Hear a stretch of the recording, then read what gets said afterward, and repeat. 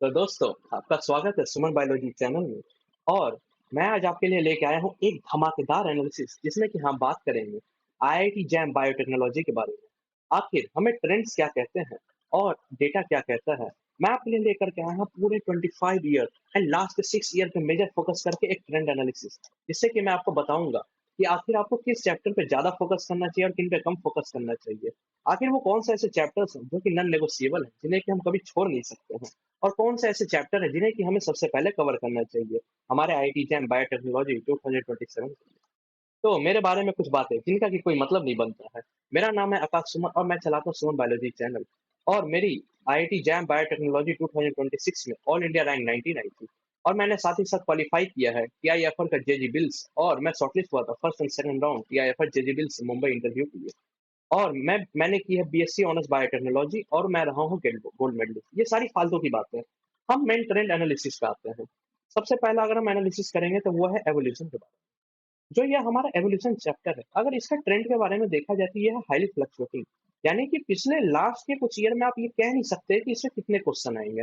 कभी ये बहुत ज्यादा हाई गया, कभी ये बहुत ज्यादा लो गया, लेकिन इसने बहुत ज्यादा शार्प डिक्लाइन देखा है 2025 एंड 2026 में। लास्ट के 6 ईयर्स का डेटा देखा जाए तो 2.5 क्वेश्चंस पर ईयर आए हैं। इसलिए मैं इसे कहूंगा इसका रिटर्न ऑफ इन्वेस्टमेंट है मीडियम, क्योंकि ये छोटा होता है। तो आपको ये जरूर करना चाहिए ताकि आपके 2 से 2.3 क्वेश्चन लग जाएं आपके। और अगर हम बात करें इसके इंपॉर्टेंट टॉपिक्स के बारे में, तो इसके इंपॉर्टेंट टॉपिक्स में आता है आपका genetic drift, Hardy Weinberg equation और पॉपुलेशन जेनेटिक्स। ऐसे ही हम हर एक चैप्टर में टोटल 4 पैरामीटर रखेंगे, जिन 4 पैरामीटर के एनालिसिस पे हम कह सकते हैं कि वो चैप्टर की क्या इंपॉर्टेंस है, उसका क्या ट्रेंड रहा है, और उसके एवरेज नंबर ऑफ क्वेश्चंस क्या है, और उसका रिटर्न ऑफ इन्वेस्टमेंट क्या है। यानी कि क्या अगर हम उसमें टाइम लगाते हैं तो टाइम लगाने का फायदा है या नहीं। तो इसी के साथ हम आगे बढ़ते हैं। रेवोल्यूशन के बारे में आपको समझ में आ गया होगा, इसका रिटर्न ऑफ इन्वेस्टमेंट मीडियम, यानी कि आप चाहे तो ये कर सकते हैं। और ये रहे उसके सारे इंपॉर्टेंट टॉपिक्स। ओके। अगला माइक्रोबायोलॉजी। माइक्रोबायोलॉजी एक ऐसी यूनिट है जिसको कि आप कभी नहीं छोड़ सकते हैं। माइक्रोबायोलॉजी के बारे में देखेंगे तो लास्ट के 6 ईयर में टोटल एवरेज देखा जाए तो पर ईयर 4.7 क्वेश्चन आए हैं, जो कि काफी ज्यादा क्वांटिटी होती है। तो क्वेश्चंस पर ईयर के बारे में बात करें तो टोटल 28 क्वेश्चन है लास्ट के 6 ईयर में। इसका भी ग्राफ देखा जाए तो हाईली फ्लक्चुएटिंग रहा है, लेकिन इसके ग्राफ में देखा जाए तो काफी स्टेबलाइज किया लास्ट के 5 से 6 ईयर में, यानी कि इससे तो क्वेश्चन आएगा ही आएगा। यानी इसका रिटर्न ऑफ इन्वेस्टमेंट काफी हाई है। ये एक ऐसा चैप्टर है जिसे कि आप आईआईटी जैम बायोटेक्नोलॉजी के लिए कभी मिस नहीं कर सकते हैं। इसके इंपॉर्टेंट टॉपिक्स के बारे में बात करें, morphology and physiology of microorganism, यानी कि gram staining and other staining methods हो गए।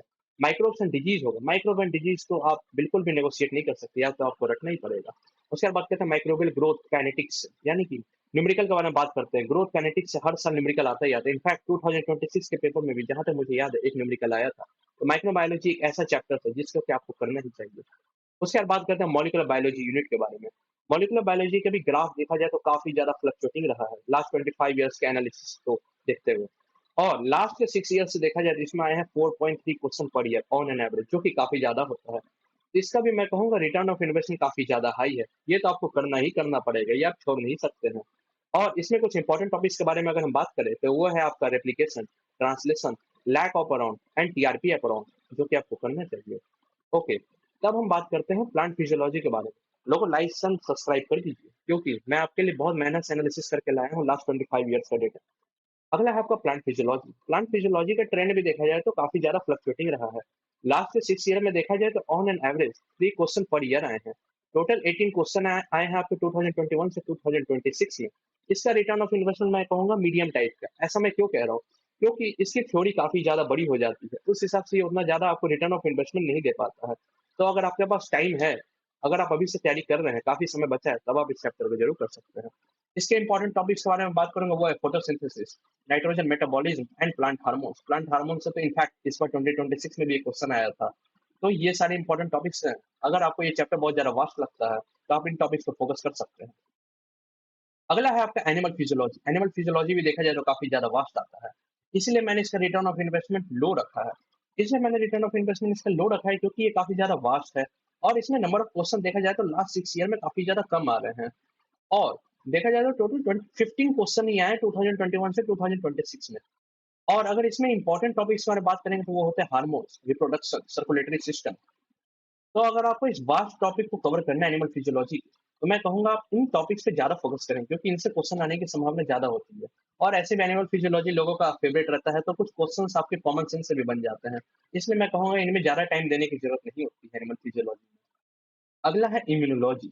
इम्यूनोलॉजी में देखा जाए तो लास्ट 6 ईयर में 1 से 2 क्वेश्चन पर ईयर आए हैं और टोटल सिर्फ 9 क्वेश्चन आए हैं आपके 2021 से 26 में।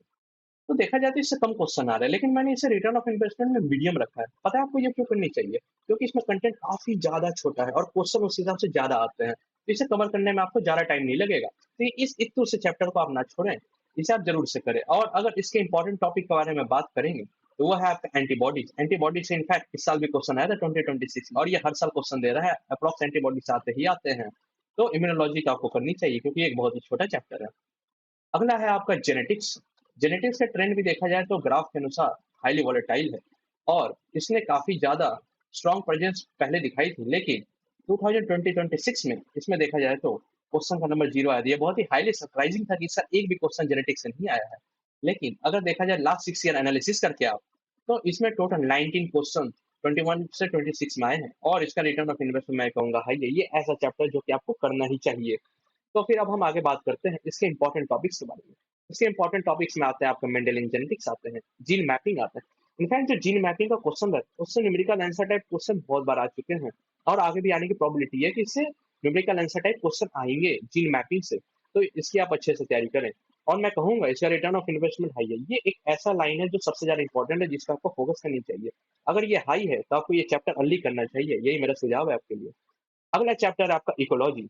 इकोलॉजी में देखा जाए तो लास्ट के 6 ईयर में आए हैं 2.3 क्वेश्चन, यानी कि टोटल 14 क्वेश्चंस आए हैं आपके 2021 से 2026 में।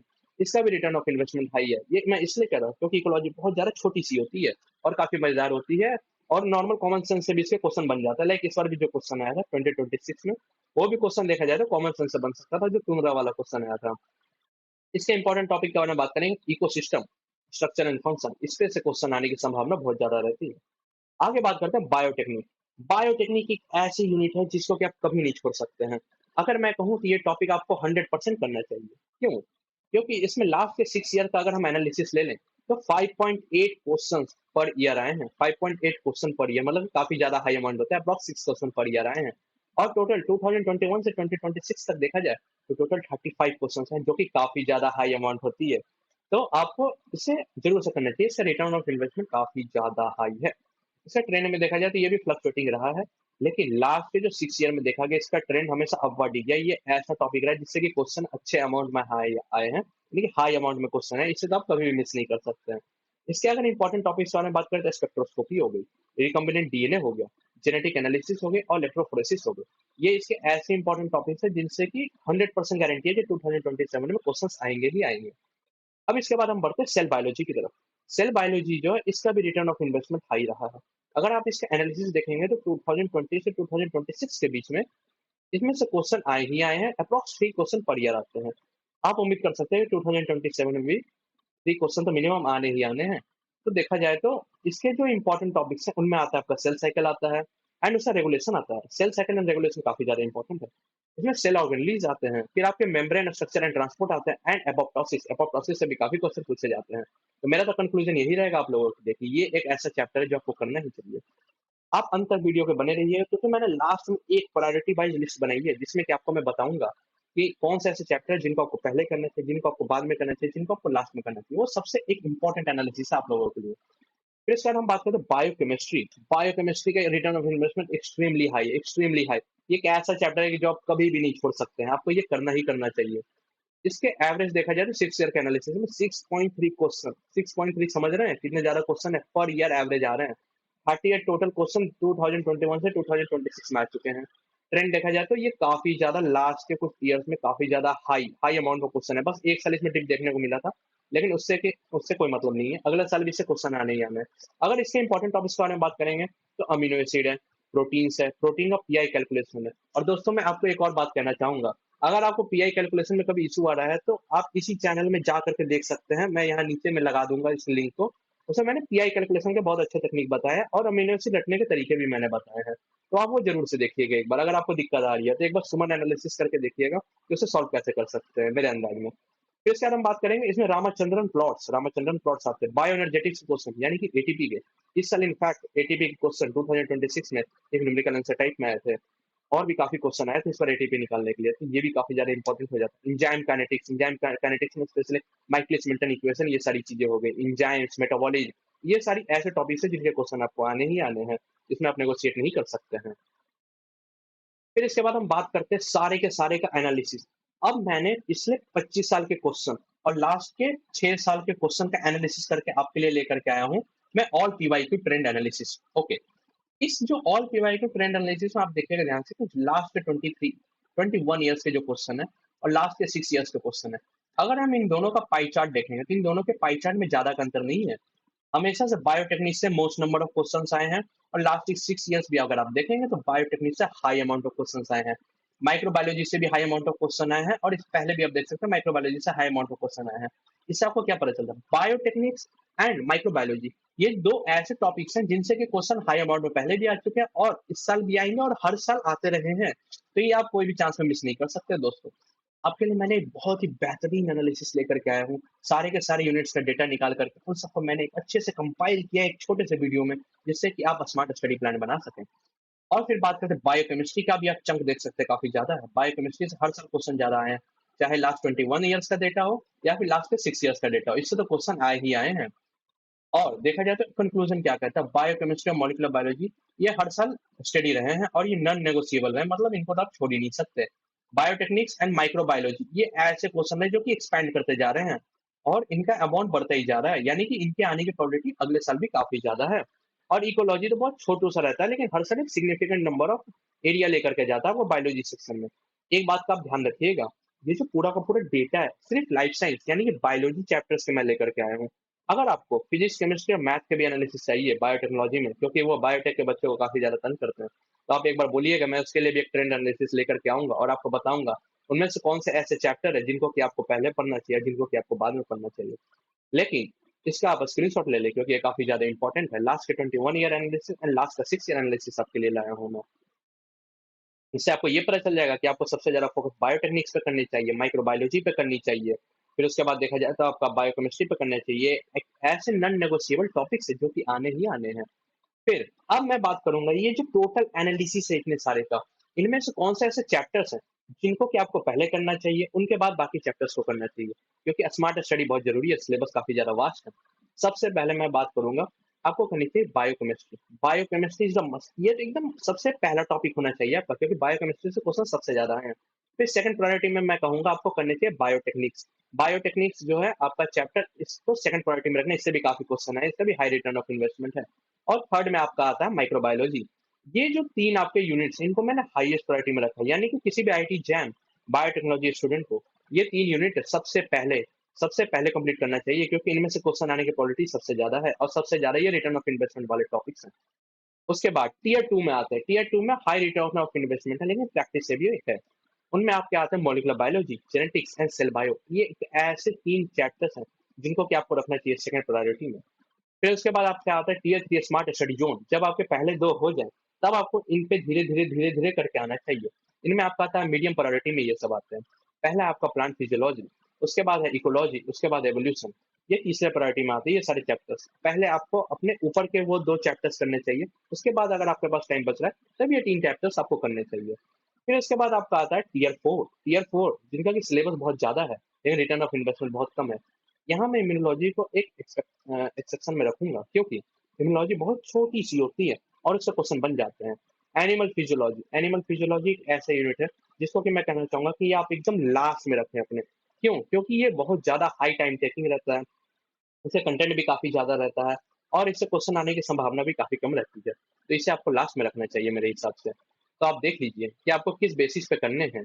मैं तो कहूंगा आपको इसी बेसिस पे चालू करना चाहिए, ऊपर से नीचे की ओर बढ़ते हुए। पहले आपको ये सारे इंपॉर्टेंट टॉपिक्स करने चाहिए कवर, उसके बाद आपको ये करने चाहिए, ये करने चाहिए। आपको ऐसा मूव करना चाहिए, क्योंकि आईआईटी जैम बायोटेक्नोलॉजी में आपके ऊपर यूजी कॉलेज लाइफ का भी काफी ज्यादा प्रेशर रहता है। उसके साथ आपको इन्हें भी मैनेज करना रहता है, तो मेरे हिसाब से आपको स्मार्ट स्टडी काफी ज्यादा जरूरी है। और अगर आप लोगों को चाहिए कि फिजिक्स, केमिस्ट्री और मैथ के भी मैं एक बढ़िया सा एनालिसिस लेकर के आऊं, तो आप जरूर से बोलिएगा और कमेंट करिएगा। अगर आपने अच्छा प्यार एंड सपोर्ट दिखाया, तो मैं अपने नोट्स भी डिजिटलाइज़ करके टेलीग्राम चैनल पे रिलीज़ करूँगा और भी स्ट्रैटेजी वीडियो, इंपॉर्टेंट क्वेश्चन और फिजिक्स, केमिस्ट्री, मैथ का एनालिसिस, जिससे कि काफ़ी ज़्यादा बच्चे डरते हैं। क्योंकि यार फिजिक्स, केमिस्ट्री, मैथ ऐसी चीज़ें हैं ना कि जिनसे बच्चे डरते हैं, वो सिर्फ़ बायोलॉजी करना चाहते हैं। तो अगर आप उसका भी ट्रेंड एनालिसिस चाहते हैं, तो सपोर्ट दिखाइए, तो मैं उनके भी वीडियो ज़रूर से लेकर के आऊँगा आपके लिए। ये चार्ट आपके लिए काफ़ी ज़्यादा इम्पोर्टेंट है। तो अंत में मैं यही कहना चाहूँगा, गाइस लगे रहिए एकदम मस्त अपनी तैयारी में, क्योंकि ये तैयारी आपको लेकर के जाने वाली है आईआईटी के अंदर। तो आईआईटी जेम बायोटेक्नोलॉजी में स्मार्ट स्टडी करिए। और अगर और भी वीडियो चाहिए फिजिक्स, केमिस्ट्री, मैथ के एनालिसिस की, तो आप सपोर्ट दिखाइए। मैं आपके लिए उनके लिए भी एनालिसिस लेके आऊँगा, उनके भी नोट्स लेकर के आऊँगा। बाकी लाइक एंड सपोर्ट करें, क्योंकि ये ट्रेंड एनालिसिस करने में मुझे लगा है काफ़ी time, 25 year of data collect करने में और लास्ट के 6 ईयर एनालिसिस करके आपके लिए ग्राफ निकालने में। तो लाइक एंड सपोर्ट बनाए रखें। तब तक फिर मिलते हैं अगली बार। Thank you, bye bye.